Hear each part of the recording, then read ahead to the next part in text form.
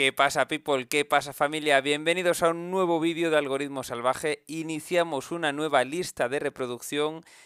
Me habéis comentado que estáis apuntados en primero desarrollo de aplicaciones web o primero desarrollo de aplicaciones multiplataformas. Ya sabéis que son las mismas asignaturas y que os está costando, que venís de otras ramas, que no entendéis los conceptos, etcétera. Vale, perfecto.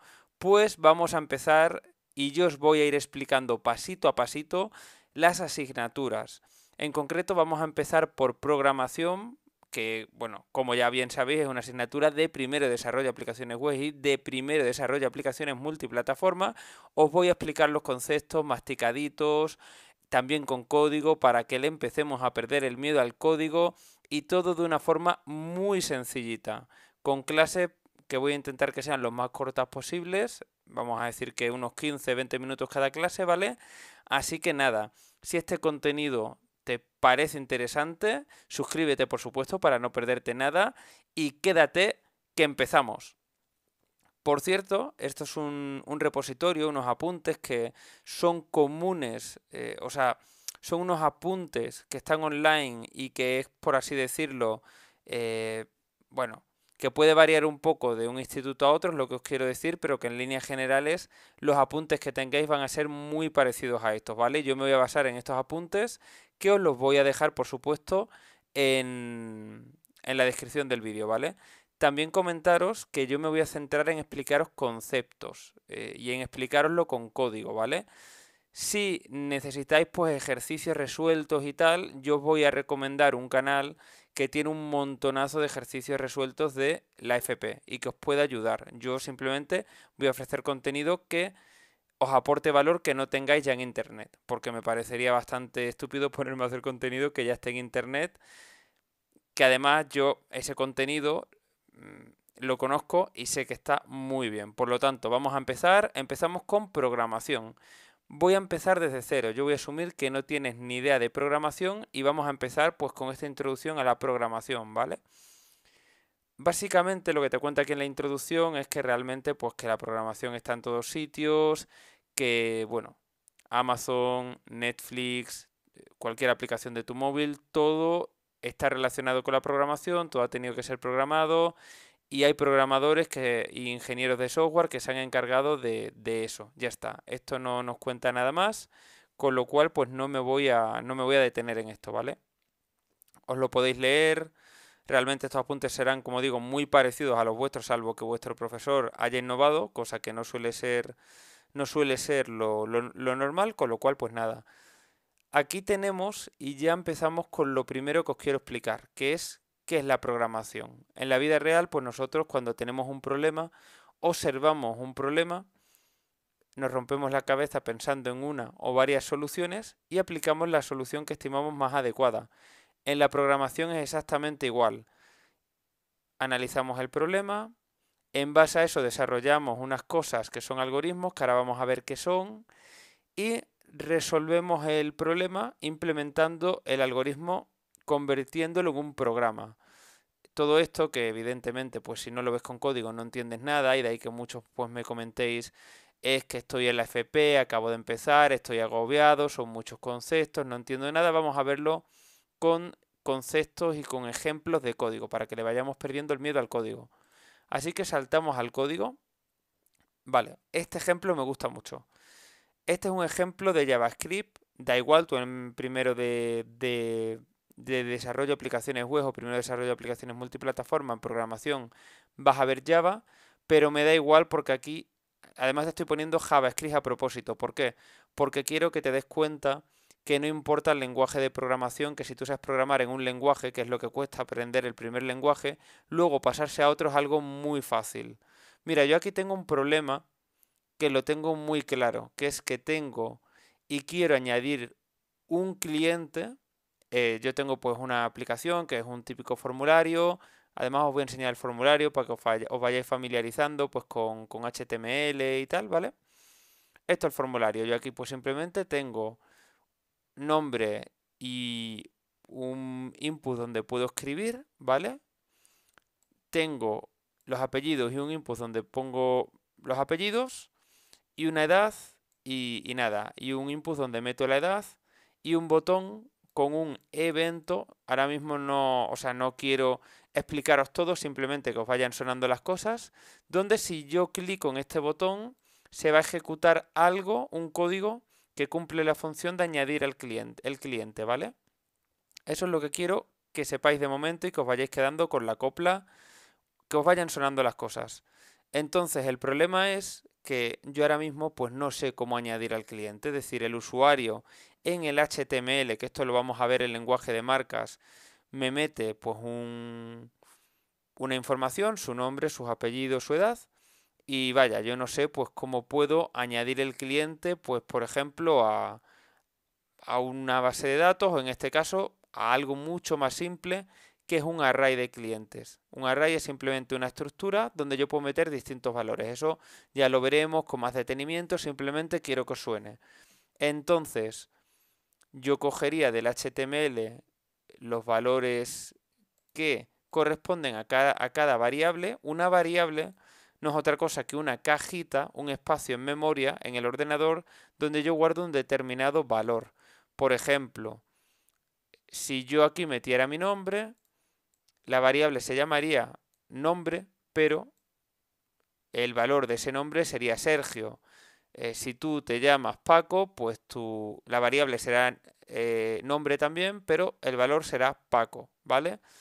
Esa es la diferencia entre una variable, parte de la izquierda, el nombre de la variable, y parte de la derecha, el valor de la variable. Aquí el problema, tengo que pensar cómo lo resuelvo, ¿vale? Y eso es lo que os quiero explicar. Aquí pues yo pensé, esto es mi repositorio de GitHub, que también os explicaré lo que es, y simplemente pues hice una lógica, que es una lógica que además os la voy a decir con frases, ¿vale? Porque hoy no os voy a explicar código, simplemente os voy a explicar las frases porque esto también lo vamos a ver hoy. Y es una cosa que se llama pseudocódigo.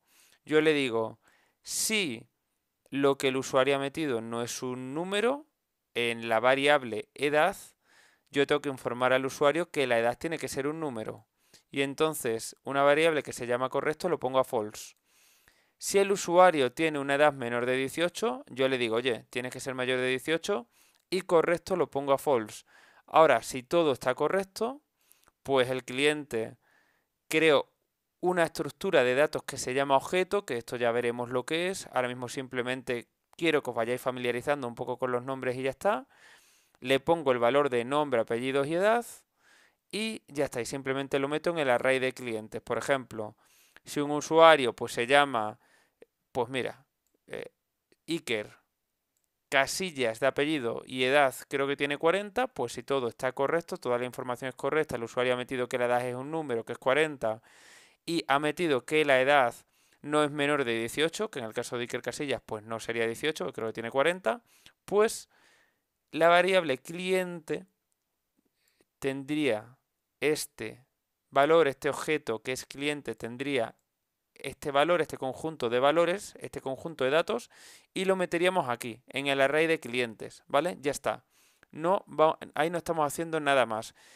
Entonces, lo que yo os quiero explicar con esto es que ahí hemos definido muy bien cuál es el problema, que el problema es que yo tengo una información del cliente y quiero meterla en una estructura de datos, que es aquí. He pensado en un procedimiento que paso a paso me permita solucionar mi problema, es decir, introducir los datos del usuario en la estructura de datos y por último resolver el algoritmo, que eso no es otra cosa que escribir este código de aquí y efectivamente ponerlo en marcha y ver que funciona y que hace lo que yo quiero. Un ordenador es una caja tonta a nivel de programación, es decir, solo va a hacer lo que yo le diga. Y si lo que yo le digo no está correcto, no va a funcionar. Aunque yo quiera que funcione, si el ordenador te da error, es decir, por ejemplo, si yo aquí pusiera 3 puntos y coma, daría error, ¿vale? Porque solo puede haber por sintaxis un punto y coma cuando acaba una, una frase o una línea de código de JavaScript, ¿ok? Con lo cual, esto que aquí te explican de forma tan abstracta es lo que os he explicado.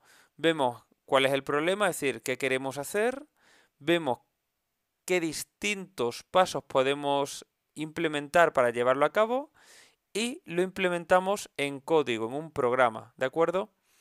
¿Qué virtudes tiene que tener nuestra solución? Básicamente que funcione y que sea eficiente. Que esto es algo que ya veremos más adelante con temas de, bueno, temas de algoritmia, porque luego realmente este problema que os he planteado es un problema muy fácil, pero hay problemas que son mucho más complejos, ¿no? Y que hay muchísimas soluciones y que hay soluciones que consumen más y otras soluciones que consumen menos recursos del ordenador. Con lo cual, pues simplemente que os vayáis quedando con estos conceptos. Y ahora mira, aquí hay dos conceptitos que realmente son el mismo, aunque aquí lo ponga en dos, que básicamente es que cuando yo tengo un problema, tengo que dividirlo en partes más pequeñas, en las partes más pequeñas posibles, de cara a pues que me sea más fácil solucionarlo. Volviendo al ejemplo que hemos hecho, aquí el cliente, imagínate que esto fuera un programa para un cliente, para una empresa, y la empresa me dice, oye, yo quiero un formulario que me añada la información de mis clientes. Vale, pues yo ahora digo, vale, tengo que tener una vista, que es lo que vería el usuario, que sería esto de aquí, ¿vale? Y luego tengo que tener un programita que sea realmente transparente al usuario, es decir, que el usuario no lo vea, pero que permita hacer lo que yo quiero, ¿vale? Pues voy a dividirlo. Lo divido en un fichero HTML y en un fichero de JavaScript, en este caso. Y de esta forma me es mucho más fácil resolver el problema. A esto se refiere. Y a la vez esto tiene que ver con modularidad. O sea, esta aplicación es una aplicación muy chiquitita que solo tiene dos ficheros.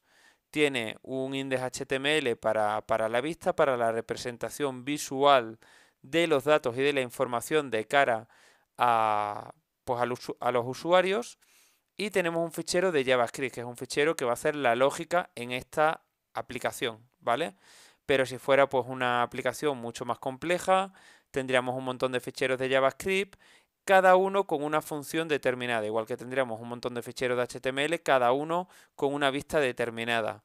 Es muy importante que tengamos en cuenta que los programas las aplicaciones son muy grandes a nivel de ficheros y que tengo que tener una buena arquitectura de software para que la aplicación sea escalable.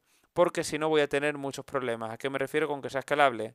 Si yo mezclo todo el código en un fichero, pues eso, en cuanto le quiera añadir nuevas funcionalidades y el cliente me pida, oye, pues ahora además de añadir y borrar usuarios, quiero que me pueda sacar estadísticas de los usuarios con unos determinados cálculos matemáticos, etcétera. Si no tengo el código ordenado, en cuanto la aplicación empiece a crecer y el cliente me pida hacer más cosas, voy a tener que ordenar mi código, es decir, voy a tener que cambiar parte de mi código. Esto se llama refactorizar y se puede perder mucho tiempo con ello, etcétera, etcétera, etcétera. Y no os puedo yo decir la cara que se le queda al cliente cuando tú le dices, pues mira, no, es que en vez de tardar una semana, que es lo que se tarda con esto, vamos a tardar 3 meses porque tenemos todo hecho una chapuza. Evidentemente no se lo dicen así, pero esas cosas pasan a nivel profesional en la vida real. Por tanto, si nosotros nos centramos en tener una aplicación que sea desde el primer momento escalable, que tenga una buena arquitectura de software, eso no se ve en la FP, pero bueno, yo aquí os estoy complementando también un poco y actualizando unos apuntes que están en líneas generales bastante obsoletos y bastante básicos. Lo de básicos es normal, lo de obsoletos quizá en este tema, como es el primero de programación, no se ve tanto, pero en lo siguiente sí. Pero yo os lo complemento lo que pueda con buenas prácticas y programación moderna, ¿vale? Y por último vamos a ver otro concepto que si tú lo lees aquí y no tienes ni idea de lo que es la programación, pues no tienes ni idea de qué significa, pero yo te lo voy a poner como ejemplo. Mira, la encapsulación dice, consiste en ocultar la información para poder implementarla de distintas formas sin que esto influya en el resto de elementos. Muy bien, pues vamos a ver eso qué significa. Aquí tengo un ejemplo, que esto sí que os vais a familiarizar mucho con ello en la FP, que es Java. Esto es código Java, esto no es JavaScript, que es lo que os he enseñado antes, ¿vale? Y tenemos aquí una cosa que se llama private y aquí una cosa que se llama public. Estos son modificadores de acceso. Este es un programa que, como veis, es bastante más largo. Es un programa que fijaos que tiene varios ficheros de Java. Por tanto, vamos a imaginarnos, aunque esto no es tan así, pero vamos a imaginarnos que pues tenemos un hacker que entra en este fichero y ha sido capaz de hacerse con el control de este código, de modificar este código y a raíz de este código pues puede acceder pues a todo lo que tiene la aplicación. Eso sería muy problemático en temas de seguridad, ¿verdad? Ahora bien, ¿qué ocurre? Imaginaos, ¿vale? Un hacker ha entrado en mi aplicación y tiene acceso a la información que yo tengo de los clientes. Es decir, puede pues modificar información que yo tengo de los clientes, ¿vale? ¿Qué pasa? Solo va a poder acceder a aquella información que sea pública, que tenga este modificador de acceso, public. Toda la información que yo le tengo puesto private, es decir, que es una información privada, este modificador de acceso ya veremos lo que significa con Java, pero simplemente es información que no se puede acceder desde fuera de este fichero cliente.java, ¿vale? Con lo cual esto hace mi aplicación más segura. Es decir, por ejemplo, al DNI, ¿cómo yo puedo acceder? Puedo acceder a través de este método getNif, que simplemente es como que yo le digo al fichero, oye, dame el DNI, me da el DNI. Oye, quiero cambiar este DNI. Vale, pues lo tengo que cambiar con el método setNif. Yo no puedo cambiarlo de otra forma. Estos son getter y setter, ya lo veremos, solo quiero que os suenen, ¿vale? Por ahora yo me quedo contento con que tengáis muy claro que private es un modificador de acceso que hace que yo solo pueda acceder a esta información, que estos son atributos de Java, ya veremos lo que es Java, porque bueno, tiene un paradigma que se llama programación orientada a objetos, esto es una clase, etcétera, etcétera, etcétera, pero de momento yo con que sepáis que la encapsulación significa eso, que hay partes de mi código que no están disponibles desde toda la aplicación, esto es toda la aplicación, pues hay partes de mi código que no están disponibles desde toda mi aplicación. Por ejemplo, estas que tienen el modificador de acceso private o private. Private, vaya. No sé si se pronunciará private o private, pero bueno, ya está. Entonces, eso es lo que nos quiere decir con la encapsulación, que esto si no te lo explican con código como te lo he explicado yo y no has programado en tu vida, no te enteras, ¿vale? Y ahora vamos a ver qué es un algoritmo y qué es un programa. Un algoritmo es una secuencia ordenada de pasos descritas sin ambigüedades que conducen a la solución de un problema dado. Es decir, un algoritmo es esto de aquí. Es decir, oye, primero yo quiero comprobar si la edad es un número, quiero comprobar si la edad que ha metido el usuario es más de 18. Por supuesto, he recogido los valores que el usuario ha metido en la base de datos. Y si todo está correcto, o sea, perdón, la información que el usuario ha metido en el formulario, si todo está correcto, creo un objeto cliente y lo meto en el array. Y si no está correcto, pongo correcto a false y le digo al usuario, pues básicamente que hay algo en lo que hay un error. Ya está, sin más. Eso es un algoritmo hecho programa. El algoritmo serían los pasos que se pueden escribir en pseudocódigo, se pueden escribir en un diagrama de flujo, que ahora veremos lo que son. Y el programa es la traducción del algoritmo a un determinado lenguaje de programación, es decir, es implementar esa secuencia de órdenes que yo le doy al ordenador en un determinado lenguaje de programación. En este caso, esto está implementado en JavaScript, ¿vale? Y nada, esto es lo que te explica aquí. Y por supuesto, pues tiene que ser un número finito de pasos, porque un programa infinito no es óptimo, bloquearía los recursos del ordenador. Tiene que estar definido, es decir, si se ejecuta dos o más veces debe obtener el mismo resultado cada vez. ¿Esto qué significa? Que yo siempre que el usuario meta una edad menor de 18, siempre tiene que ocurrir esto de aquí en concreto. Que detectemos que la edad es menor de 18 y que le digamos al usuario en pantalla, oye, que la edad tiene que ser mayor de 18, no te dejo meter estos datos, ¿vale? Eso es lo que se refiere con esto. Y por supuesto, pues tiene que ser preciso, que si no, no va a funcionar. Luego, bueno, aquí nos pone pues cosas a las que los programadores somos muy aficionados, ¿no? y realmente pues cualquier persona que esté en el mundo de la ciencia, bueno, los seres humanos en general nos gusta ponerle a las cosas nombres guays, ¿vale? Un diseño descendente, un diseño modular, que esto es algo tan sencillo como vamos a dividir los problemas en el problema más pequeño posible para que me sea más fácil solucionarlo. Esto es lo que comentamos antes. Y ahora bien, y ya con esto vamos a ir acabando esta clase, pues como los algoritmos además al principio, hasta que te vayas familiarizando con la lógica, es algo que te va a costar bastante, pues para aprender se suele empezar pues básicamente con... Hay técnicas que te facilitan pues el diseño de algoritmos y la implementación en código. Y vamos a ver pues tres de ellas, ¿vale? Para empezar tenemos los diagramas de flujo, que aquí tenemos uno, que aquí básicamente el usuario pues introduce un número y según lo que el número pues introduzca, bueno, esto tiene una determinada simbología según si es rombo, si es círculo, pero esto lo miráis en los apuntes porque esto realmente no tiene chicha ninguna. Esto simplemente es que os familiaricéis con qué significa cada simbolito y ya está. Pero bueno, esto es un diagrama de flujo. Pues mira, si el usuario, el número es cero, le voy a mostrar en la pantalla que es cero. ¿Que no es cero? Oye, es menor que cero, pues en pantalla le muestro que es negativo. Y si es mayor que cero, le muestro que el número es positivo. Ya está. Es así de sencillo. Así de simple. Eso es un diagrama de flujo. Y vamos a ver más cositas. Vamos a ver más cositas. El pseudocódigo, pues el pseudocódigo es exactamente lo mismo, pero en vez de en diagrama, en frases. Por ejemplo, mira, aquí yo quiero calcular los porcentajes y quiero ver, pues mira, primero tengo que definir el número de hombres, el número de mujeres y el número de personas como un número entero. Luego defino el porcentaje de hombres y el porcentaje de mujeres como número real. Esto ya lo veremos en Java, no os preocupéis. Le pedimos al usuario pues que introduzca el número de hombres, que introduzca el número de mujeres.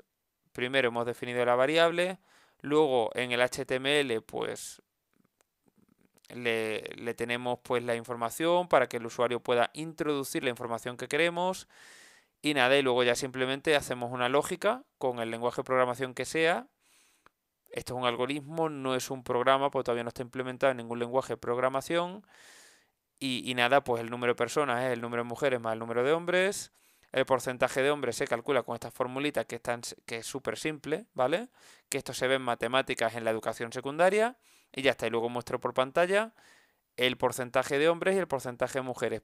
Punto. Esto es el pseudocódigo. No tiene más. Que nos asusten las palabras raras.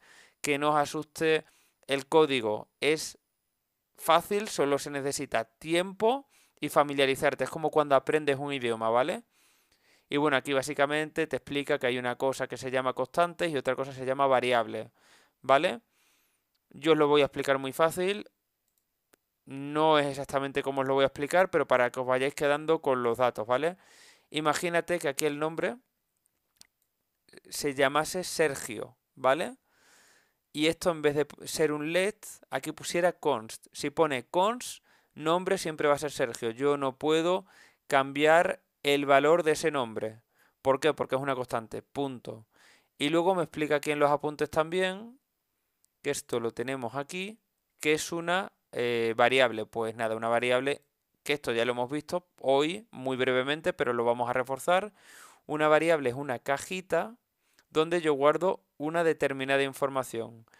A la izquierda del símbolo de igual yo tengo el nombre de la variable, en este caso es nombre, en este caso apellidos, en este caso edad, y a la derecha tengo su valor, que en este caso es lo que el usuario haya metido en el formulario HTML, en concreto en el campo edad, en el campo apellidos y en el campo nombre, o mejor dicho, en el input que se asocia a este ID, al ID nombre, al ID apellidos, al ID edad. Esto ya lo veremos en lenguaje de marcas, pero bueno, simplemente que os vayáis familiarizando y que os vayan sonando las cositas y que le vayáis perdiendo miedo al código, ¿vale? Y hago mucho énfasis en esto. Y además es que os dejo un vídeo que os lo voy a dejar, nada, vinculado a este tutorial, que es el error por el que más gente abandona primero de DAO y de DAM. Y aunque no es exactamente el miedo al código, pero el miedo al código influye. La gente no está acostumbrada a esto y cuando entra y de repente empieza a ver un montón de código, le da miedo. Yo no quiero que tengáis miedo al código. El miedo es vuestro amigo, ¿vale? O sea, el miedo, perdón. El código es vuestro amigo. Y por último, vamos a ver lo que es una tabla de decisión. Que si tú lo ves aquí, pues tampoco tienes ni idea de qué es una tabla de decisión. Y bueno, pues qué difícil, la programación, bla, bla, bla. Pues simplemente una tabla de decisión es una tablita, que ahora lo vamos a ver, donde yo apunto las posibles condiciones que tiene el problema, un determinado problema, con las acciones que yo puedo implementar. Y es una técnica de apoyo al pseudocódigo, cuando existen situaciones condicionales complejas. Y vamos a ver un ejemplo. Aquí yo tengo un ejemplo muy, muy, muy claro de, pues nada, mira, aquí, me gusta este más porque es más chiquitito. Pues nada, aquí, como yo tengo muchas condiciones, me hago una tablita para luego poder implementar en mi código lo que yo quiera hacer con esta tablita. Por ejemplo, vamos a poner que esta tablita, pues mira, pago con tarjeta oro, con tarjeta Club y modalidad joven de tarjeta.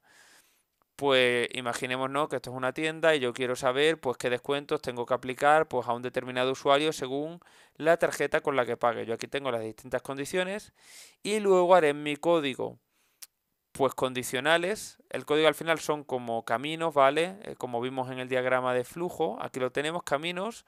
Y oye, que tiene la tarjeta oro, pues tiene este determinado descuento. Que no la tiene, pues aquí. Que no tiene la tarjeta oro, pero resulta que tiene la tarjeta plata, pues aquí. Que no la tiene, pues aquí. Y, este, y estas condiciones luego las vamos implementando en el código con nuestros algoritmos, ¿no? De forma que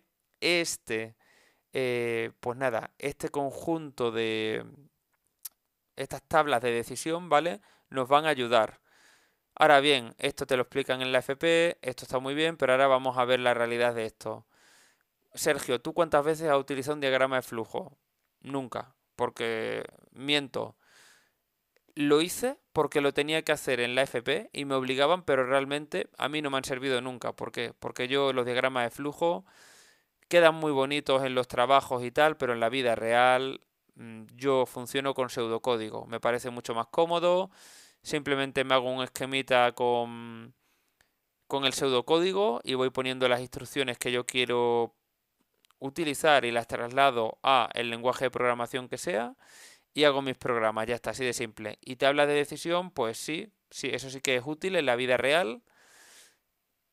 Ojo, con un diagrama de flujo también. Lo único que a mí no me gusta dibujar, no me gusta. Me parece más rápido y más eficiente el pseudocódigo, pero bueno, ya está. Las tablas de decisión sí que son muy útiles, pero hay que decir que pues una tabla de decisión muchas veces no te va a hacer falta porque no vas a enfrentarte a una situación condicional tan compleja. Sin más, hemos acabado la clase de hoy. Te quiero dar la enhorabuena por haber llegado hasta aquí. Estamos en el tema 1, como bien sabéis, estos son unos apuntes que os voy a dejar. Y nada, lo próximo que vamos a ver son los paradigmas de la programación. Sé que van a ser varias clases, que van a ser pues densas, que hay muchos conceptos, pero no quiero que os agobiéis lo más mínimo. Si tenéis cualquier duda me lo dejáis en comentarios. Yo os lo estoy explicando muy lento, lo estoy explicando como me habría gustado que me lo explicaran a mí. Esto además si estudias online, ¿no? Porque bueno, si estudias en presencial, pues vas a tener, por supuesto, un profesor al que le puedes preguntar, pero si estudias online, los profesores de online pues tardan muchísimo en contestar y es un poco desagradable, ¿no? Porque te puedes sentir un poquito abandonado y te entra la desesperación, no te preocupes. Evidentemente tengo muchos vídeos que grabar relacionados con esta temática, pero cuanto más vea que esta temática os es útil, más vídeos grabaré, por supuesto, porque aquí la intención, por supuesto, es ayudaros. Por tanto, no me enrollo más. Y nada, si te ha gustado este vídeo, seguimos, aquí veis el índice, ¿vale? Esto es todo lo que vamos a ver en el tema 1. Y nada, si te ha gustado este vídeo del tema 1 de programación, de primero de desarrollo de aplicaciones web DAO y primero de desarrollo de aplicaciones multiplataforma DAM, pues nada, dale like a este vídeo, que esto ayuda muchísimo a la difusión del canal.